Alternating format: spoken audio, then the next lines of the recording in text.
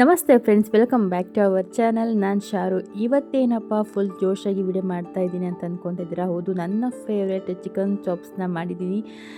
ಹಾಗಾಗಿ ಇವತ್ತು ಈ ರೆಸಿಪಿನ ನಿಮಗೆ ಶೇರ್ ಮಾಡ್ಕೊಳ್ಳೋಣ ಅಂತ ಇದ್ದೀನಿ. ತುಂಬಾ ಸಿಂಪಲ್ಲಾಗಿ ತುಂಬ ಟೇಸ್ಟಿಯಾಗಿ ಮಾಡ್ಕೊಳ್ಳೋಂತಹ ಚಿಕನ್ ಚಾಪ್ಸ್ನ ಹೇಗೆ ಮಾಡ್ಕೊಳ್ಳೋದು ಅಂತ ಬನ್ನಿ ನೋಡೋಣ.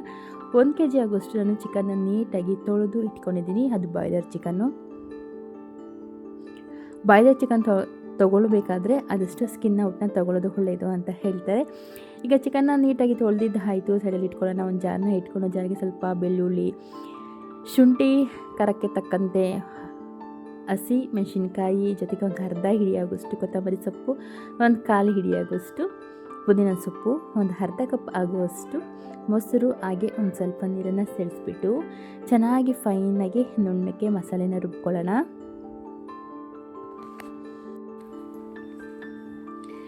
ಸ್ವಲ್ಪ ನೀರನ್ನ ಸೇರಿಸ್ಕೊಂಡು ನುಣ್ಣಕ್ಕೆ ರುಬ್ಕೊಳ್ಳಿ. ಈಗ ನಮಗೆ ಮಸಾಲೆ ಕೂಡ ರೆಡಿ ಆಯಿತು. ಈಗ ನೋಡಿ ಎಷ್ಟು ಸಾಧ್ಯ ಆಗುತ್ತೋ ಅಷ್ಟು ಫೈನಾಗಿ ಮಸಾಲೆನ ರುಬ್ಕೊಂಡಿದ್ದೀನಿ.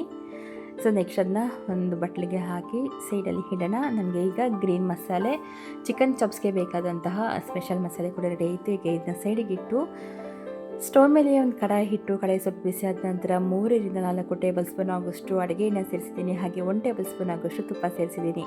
ಇವೆರಡು ಚೆನ್ನಾಗಿ ಬಿಸಿ ಆದ ನಂತರ ಸ್ವಲ್ಪ ಸೋಂಪು, ಹಾಗೆ ಸ್ವಲ್ಪ ಚಕ್ಕೆ, ಏಲಕ್ಕಿ, ಪುಲಾವ್ ಎಲೆ, ಒಂದೇ ಒಂದು ಅನಾನಸ್ ಹೂ ಕೂಡ ಸೇರಿಸಿದ್ದೀನಿ.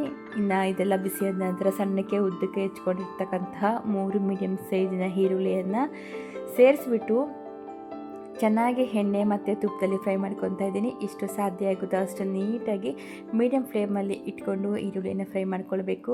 ಈರುಳ್ಳಿ ಫ್ರೈ ಆದ ನಂತರ ನಾವು ರೆಡಿ ಮಾಡಿ ಇಟ್ಕೊಂಡಿದ್ರಲ್ಲ ಚಿಕನ್ನ ಕಡೆಗೆ ಹಾಕ್ಕೊಳ್ಳೋಣ. ಸ್ಪೆಷಲಾಗಿ ಸ್ಪೈಸಿಯಾಗಿ ಮಾಡ್ಕೊಂಡು ತಿನ್ನಬೇಕು ಅಂತಿದ್ದರೆ ಸ್ವಲ್ಪ ಖಾರವನ್ನು ಹೆಚ್ಚಿಗೆ ಸೇರಿಸ್ಕೊಳ್ಳಿ. ತುಂಬಾ ಸಖತ್ತಾಗಿರುತ್ತೆ. ಒಂದು ಸರಿ ಮಾಡ್ಕೊಳ್ಳಿ, ನೀವಂಗೆ ಕಮೆಂಟ್ ಮಾಡ್ತೀರಾ. ಚಿಕನ್ ಚಾಪ್ಸು ಅಷ್ಟು ರುಚಿಯಾಗಿರುತ್ತೆ. ಚಿಕನ್ನ ಪೂರ್ತಿಯಾಗಿ ಸೇರಿಸಿ ನೀಟಾಗಿ ಈರುಳ್ಳಿ, ಎಣ್ಣೆ, ತುಪ್ಪ ಚೆನ್ನಾಗಿ ಹಿಡಿಯೋ ಥರ ನಾವು ಕಡಾಯಿಯಲ್ಲಿ ಚಿಕನ್ನ ಮಿಕ್ಸ್ ಮಾಡ್ಕೊಳ್ಳೋಣ. ಸೊ ಈಗ ಒಂದು ತಟ್ಟೆಯನ್ನು ಮುಚ್ಚಿ ಸ್ವಲ್ಪ ಚಿಕನ್ನು ಬೆಂದು ನೀರು ಬಿಡೋವರೆಗೂ ಒಂದು 10 ನಿಮಿಷ ಬಿಟ್ಬಿಟ್ರೆ ಈ ರೀತಿ ಚಿಕನ್ನು ಒಂದು 30% ಅಥವಾ 40% ಆಗೋಷ್ಟು ಬೆಂದು ನೀರು ಬಿಟ್ಕೊಂಡಿರುತ್ತೆ. ಈಗ ನಾವು ಸ್ವಲ್ಪ ಶುಂಠಿ ಬೆಳ್ಳುಳ್ಳಿ ಪೇಸ್ಟ್ ಕೂಡ ಸೇರಿಸ್ಕೊಳ್ಳೋಣ. ಸೊ ಶುಂಠಿ ಬೆಳ್ಳುಳ್ಳಿ ಪೇಸ್ಟನ್ನು ಸೇರಿಸಿ ಮತ್ತೆ ಚೆನ್ನಾಗಿ ಚಿಕನ್ಗೆ ಮಿಕ್ಸ್ ಆಗೋ ರೀತಿ ನಿಧಾನಕ್ಕೆ ಮಿಕ್ಸ್ ಮಾಡ್ಕೊಳ್ಳೋಣ. ಎಲ್ಲ ಮಿಕ್ಸ್ ಆಗಿದ್ದಾಯಿತು. ಈಗ 1 ಟೇಬಲ್ ಸ್ಪೂನ್ ಆಗೋಷ್ಟು ಧನಿಯಾ ಪುಡಿ, ಒಂದು ಅರ್ಧ ಟೇಬಲ್ ಸ್ಪೂನ್ ಆಗೋಷ್ಟು ಗರಂ ಮಸಾಲ, ಹಾಗೆ 1 ಟೇಬಲ್ ಸ್ಪೂನ್ ಆಗೋಷ್ಟು ಜೀರಿಗೆ ಪುಡಿ, ಇನ್ನೂ ಒಂದು ಅರ್ಧ ಟೇಬಲ್ ಸ್ಪೂನ್ ಆಗೋಷ್ಟು ಅಚ್ಚಕಾರದ ಪುಡಿ, ರುಚಿಗೆ ತಕ್ಕಷ್ಟು ಉಪ್ಪು. ನಿಮಗೆ ಹೆಚ್ಚಾಗಿ ಸ್ಪೈಸಿ ಬೇಕು ಅಂತಂದರೆ ಹಸಿಮೆಣಸಿನ್ಕಾಯಿನ ಸ್ವಲ್ಪ ಹೆಚ್ಚಾಗಿ ಸೇರಿಸ್ಕೊಂಡ್ರೆ ಸಖತ್ತಾಗಿರುತ್ತೆ, ಸ್ಪೈಸಿಯಾಗಿರುತ್ತೆ, ಸೂಪರಾಗಿರುತ್ತೆ. ಸೊ ಇದನ್ನೆಲ್ಲ ಸೇರಿಸಿ ಚೆನ್ನಾಗಿ ಚಿಕನ್ಗೆ ಮಸಾಲೆನೆಲ್ಲ ಮಿಕ್ಸ್ ಮಾಡ್ಕೊಳ್ಳೋಣ. ನಂತರ ಒಂದು ತಟ್ಟೆಯನ್ನು ಮುಚ್ಚಿ ಸ್ವಲ್ಪ ಚೆನ್ನಾಗಿ ಒಂದು 70 ಭಾಗದಷ್ಟು ಚೆನ್ನಾಗಿ ಬೆಂದು ನೀರು ಬಿಟ್ಕೊಳ್ಳೋವರೆಗೂ ಚಿಕನ್ನ ಬಾಯ್ಲ್ ಮಾಡ್ಕೊಳ್ಳೋಣ.